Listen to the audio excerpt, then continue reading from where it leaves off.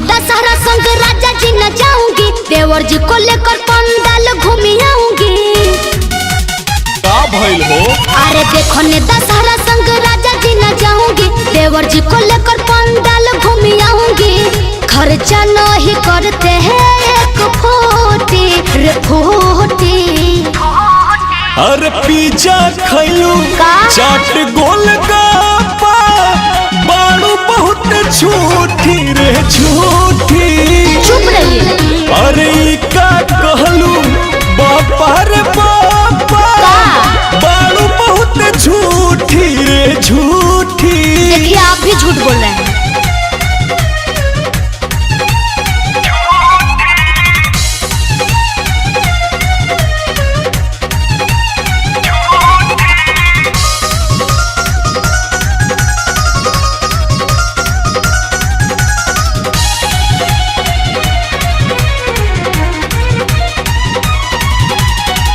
बहुत थक जाती हूँ मैं। अच्छा? घुमाते हैं पैदल जी।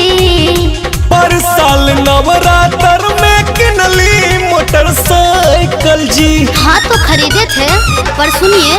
सुनाइए। बहुत थक जाती हूँ मैं, घुमाते हैं पैदल जी। पर साल नवरात्र में किनली मोटरसाइकिल जी। जहाँ जहाँ कहती हूँ मैं वहाँ नहीं जाते हैं, 2 घंटे घुमा कर वापस घर चले आते हैं। देवर लेके जाएंगे स्कूटी। अरे डोसा खैलू चाउमीन बर्गर, बाड़ू बहुत झूठी रे झूठी। अरे का कहलू बापा रे बापा, बाड़ू बहुत झूठी रे झूठी।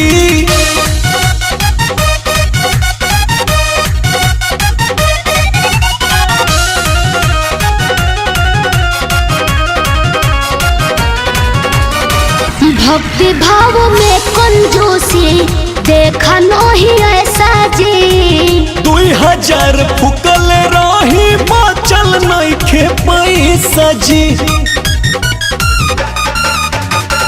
भक्ति भाव में कंजूसी देखा नहीं ऐसा जी।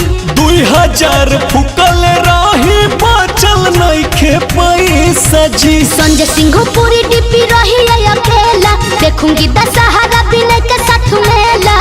करिए आप मजनू जी की ड्यूटी, यार ड्यूटी। तो हाय सुना। अरे इडली खैलू छोला तू समोसा, बाड़ू बहुत झूठी रे झूठी। आप झूठे हैं। अरे का कहलू बापा रे बापा, बाड़ू बहुत झूठी रे झूठी। चुप रहिए। खाली 50 रुपए में मेला होता है। तो घरवा बेच दी।